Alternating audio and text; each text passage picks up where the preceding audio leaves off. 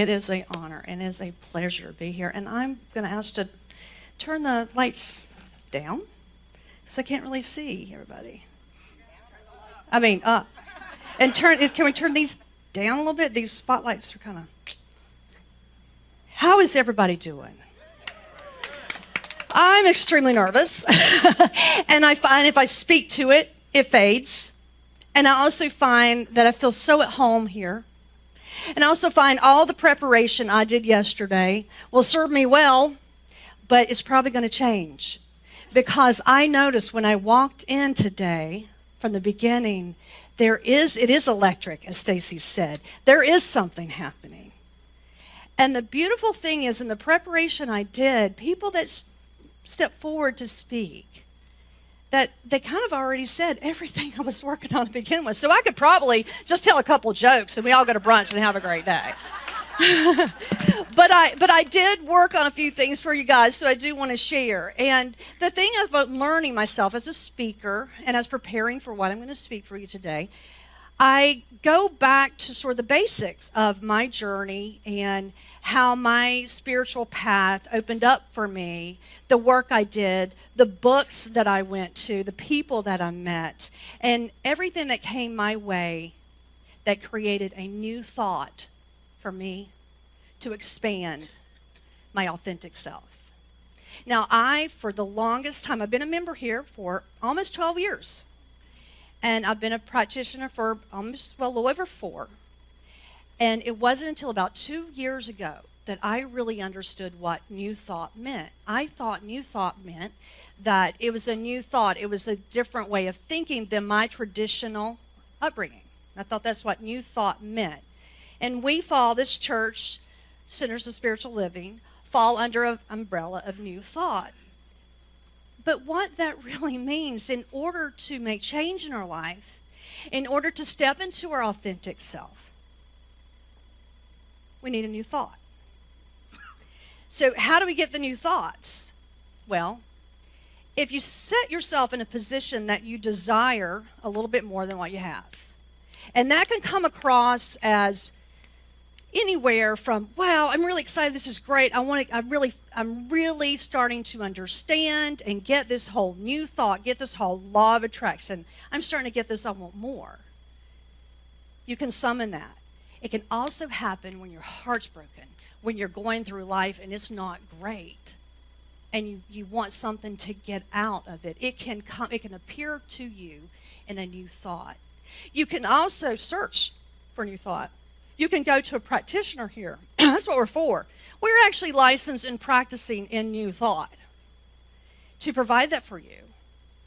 So one of my favorite things about being a practitioner, and I got to tell you, there's some things I don't like about it, but what I do love about being a practitioner is that spiritual mind treatment. If I am ever in doubt of this teaching, and let me tell you, as a person that likes to really understand things, it's nothing wrong with me going, hey, is this really real? I want to search. I want to understand more of that. I want to get more grounded in it. When I treat for someone, it is real. It crystallizes in a way that I can't explain. And the best word I have for that, when I am one-on-one with a person or in a group of people, that you just kind of get the download. I will speak for myself, that I just kind of get the download and I feel so one and I see myself. And that's what I want to talk about a little bit. And really seeing yourself. Now, on my journey, I used to, before finding SLCA, I used to follow authors around. So I'd have a book, and a lot of times the authors would come to Unity North at the time. I had to see Marianne Williamson, A Return to Love, which was amazing, right? I got to see Deepak Chopra. I had a hard time understanding him, but I took a lot of notes and reference, and I saw Wayne Dyer, who I'm a big Wayne Dyer fan. And he comes out, and almost the very first thing he says, there are 3 books that have impacted and changed my life. Of course, you know I was writing that down, okay? The 4 Agreements by Miguel Ruiz. Power versus Force by David Hawkins. Ask and It Is Given by Esther and Jerry Hicks. The Teachings of Abraham. Now, I had never heard of any of those books at that time. I consider these now in my metaphysical library as classics. I also found in preparing for you, I went back to the classics. And I can remember the unfolding of the reality that we do create our world, that it is in our lap, and we get to make decisions and choices. But what really opened my heart and my mind with a new thought was when I read Four Agreements. Now, I won't go into detail, but the Four Agreements is a little teeny book. It's like 75 pages or something. They're not even whole pages. So if you've never read it, get it. It takes about 45 minutes. And when I wrote those books down, I went to the Four Agreements. That's the very first thing I read. And in it, and I won't go through the whole thing. I won't do a spoiler for you. But in the very first chapter, it talks about how we have been domesticated, right? We have been domesticated, that when we come into this life, the value systems, their perspectives, the beliefs, everything is put on us, right? We didn't choose those. And when I read in that book, I didn't even choose my name, right? I didn't even choose my name. It's not like I popped out and went, Shasta.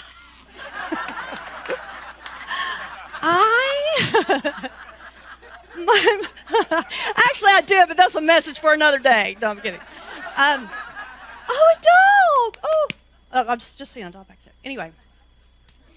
And it was so true. I mean, I'd already signed on the belief that I create my own reality with my thoughts. And I really get to look at my thoughts. But the domestication was huge to me. Especially for some reason, it resonated with me. I didn't even choose my name. That domestication. Not only did I get to undo, I get to go, look, does their belief, do I really believe that? Do I realize I was raised in a traditional Methodist religion? Do I really believe that? Does that fit me well? Do I really believe in my, not to be political, but just to make a point, do I really believe in what my family believes political? Let me play with that. Let me go out and discover myself like I never had before. And what I understood in the domestication process, it went way against how I was raised. So guess what happened to my family? Right? Because we all are brought up, very safe to say, in the whole I will punish you if you do wrong, and I will reward you if you do right. And we know what punish feels like, and we know what reward feels like, and we go to reward. But we finally get a place. We have a new thought. And we get to a place where it's a little different. That was very lonely to me. Very lonely to me. And I have found, as I revisit my home, my parents are getting older. And they're doing okay, but they are getting older. And my father is kind of a hit or miss. Sometimes he has heart stuff we have to keep an eye on. And so I'm going back there more. And here I am, and they love me. I've never doubted their love for me. But I've doubted a little bit of why does I get blamed for everything, my brother gets blamed for nothing? That whole thing, nothing. So I realize in speaking, and I've gone back, now we all know, and I'm very open, that I believe in therapy. I also believe in spiritual mind treatment, believe in practitioners, but therapy is a good source for me to go back. And I did serious work for many years, and now I'll go back for what I call tweaking. I get triggered, my family, I feel like, oh my gosh, I feel like I'm on the outside, I'm here doing the work, and I get confused of who I am. I really go through sort of, just for a short period of time, sort of an identity crisis. Here I am, the independent person, going and doing my own thing, and then I'm right smack there with mom and dad to make sure that they're taken care of and make sure that they are proud of me, being a good daughter. So I go through this sort of identity crisis, and I say this to my therapist, who's brilliant, and I say to her, I don't know who I am. And she jerks her glasses off. You know who you are. This is why I love my therapist. She goes, could it be that your family is short-sighted?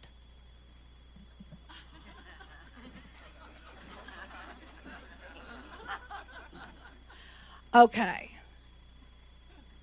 something about the word short-sighted, something about that created a new thought for me. Because I know if you, and I'm like most people, I want you to like me. I really do. I want to be liked. Now, sometimes my authentic self is not likable. I mean, in the moment, right? I mean, in the moment when I'm really feeling passionate about something and I've crystallized and I feel strongly and my values are in alignment, you may not like me.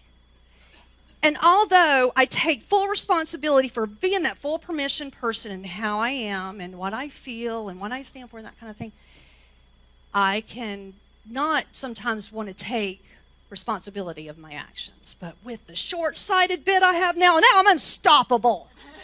Because unstoppable. Ginger, snap. Inside joke. But now I am unstoppable because it's just short-sighted. It's not me. That's not me. Short-sighted. That's it. They're short-sighted. That's it. And I love that. And that was a new thought for me. Now, this is something from the outside. Maybe you said, Shasta, you not figured that out a long time ago, or, I've already been there. But what I've found is it repeats itself. Because this I know. We have imprints on our life. They're imprints. They show themselves up. And not to be too repetitive, but the last time I was here, which was a while ago, it was in November, I talked about all those little things that kind of haunt us and that we think that's wrong with us and that we want to kind of ignore. Well, those are our friends. The very fact that I have a level of sensitivity that I can pick up on things like that and that I can allow myself to feel allows me to walk through life in a very sensitive way. Perhaps that's why I like to sing. Perhaps that's why I like to be a practitioner. For the very things that I want to stuff down, which is my level of sensitivity sometimes, I can take things personally and it can make me be sad. And that kind of heart allows me to walk through life and feel what someone needs in a spiritual mind treatment. It's turned out to be kind of a gift. Who would have thought that? It is an imprint on my life that's created who I am, and I serve a purpose. Now, I want to talk about purpose a little bit.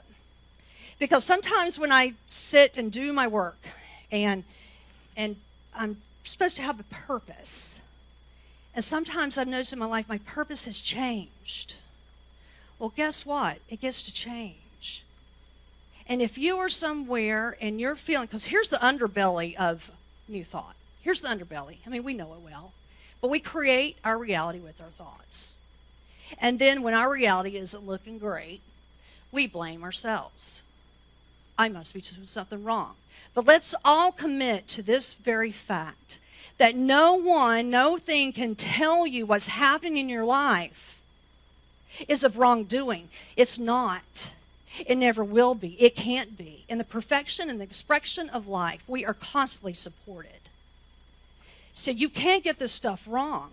It's just that things show up in your life, and that's part of your path. That's part of your imprint. That's part of your healing. That's part of the tools that you're going to get by and to go by that hard time in your life. You will create tools to get you through that.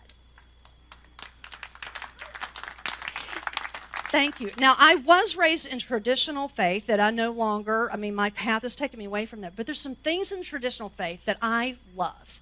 There are sayings that I love. And so it's like, don't throw the baby out with the bathwater. I love that one.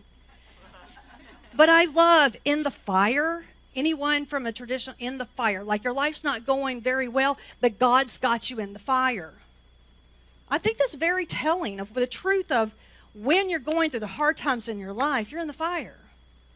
You're creating, you are massaging tools to get out of the fire. And one little thing on that underbelly, one last thing before I leave that, is I have found that my life opened up in its biggest way when I no longer was angry about my traditional upbringing, that I could talk about the Bible, that I could embrace my path embrace my beginning as part of my path. So going back to domestication, although their values are not the same of mine, or their belief in that, it really did mold me, because I think about God every day. It's in a different way, and a hunger for a better understanding still. Because I've heard it said before that this faith, this philosophy, provides more questions than answers. But if you're sitting here, you're kind of like that. It's kind of telltale of the person you are, because you're reaching for more. And I have to tell you, there are times that I sit here, especially in the beginning of the service, that I'm here and I was thinking about sleeping in. Or, and then I see people appear, and I see people, and these people make me happy. And sometimes it's the only place I see them. We are a unique and precious blend of people.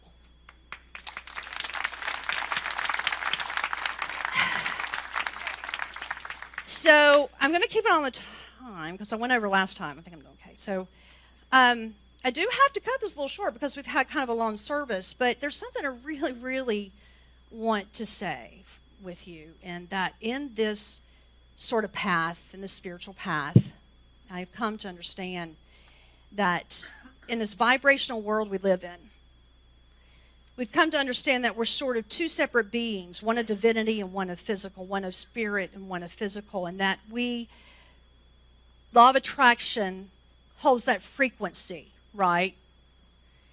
We are on this path, and I feel this way, and then I'm going to have these thoughts, and then I'm going to create this reality. That's the simplest form to say it. But what I'm finding is I am thirsting to move even more into the combination of that. The physical and the divine are one. And that is self-actualization. And I think on the long road, maybe that's what we're going for, to truly self-actualize, to truly know our authenticity. I mean, Gabriel, you gave a great example of stepping forward in your authenticity despite everything else that's around you. So using that as an example, I want to step into my authenticity and complete support for my divinity that's always there. But those are one. That's a whole. I get to be in that whole. And the only way I can get there, the only way that I can stay there, is to reach for happiness. And the only way that happiness can make itself there is if I'm in love. Love. And know that this journey forward is all about expressing yourself in this physical plane as authentic as you can, to live your life fully, to give the freedom, to be the example for others to do the same. And I think that's what we do for each other. Now, as I was going through this checklist of the things on my heart I wanted to share with you, and in summary, it's domestication. Don't ever forget that you were born into a value system that you had nothing to do with. It shaped your world. You can change it at any time. You get to look at how you're thinking and what changes you want to make. The changes in the frequency that's picked up by the law of attraction is giving you your life. Good or bad, it's giving you your life, but it's always serving your higher good. It may not feel like it at the time, but it's there to serve your higher good, and you'll get tools if you're in a hard time. And the last is self-actualization. I'm really in this search for my true, authentic self in every way. And that is understanding that my physical being and my divinity, my spiritual being, there's not separate. And the only way to get there is to be happy. And the only way to be happy is to be in love. And the biggest love we can provide is for ourselves. And that's where our work is. Anyone read this book?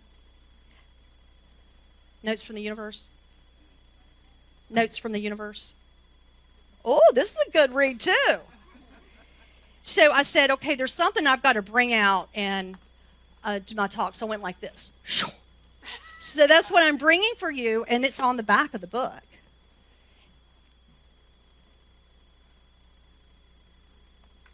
have my glasses on? Okay. Courageous is the soul who adventures into time and space to learn of their divinity. For while they cannot lose, they can think they have, and the loss will seem intolerable. And while they cannot fail, they can think they have, and the pain will seem unbearable. And while they cannot ever be less than they truly are, powerful, eternal, and loved, they can think they are, and all hope will seem lost. And therein lies the test, a test of perceptions, of what to focus on, of what to believe in spite of appearances. Courageous indeed, the pride of the universe, and I should know. From the universe. I could probably end there, so I think I will. I feel a song coming on.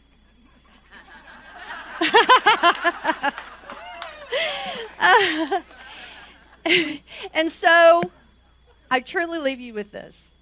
We're going to have a Q&A afterwards. I would love for you to come over, answer any questions you may have. But I encourage you to do the things you love and be around the people you love, because to self-actualize, that's the only way we're going to get there. So let's get there together. Thank you.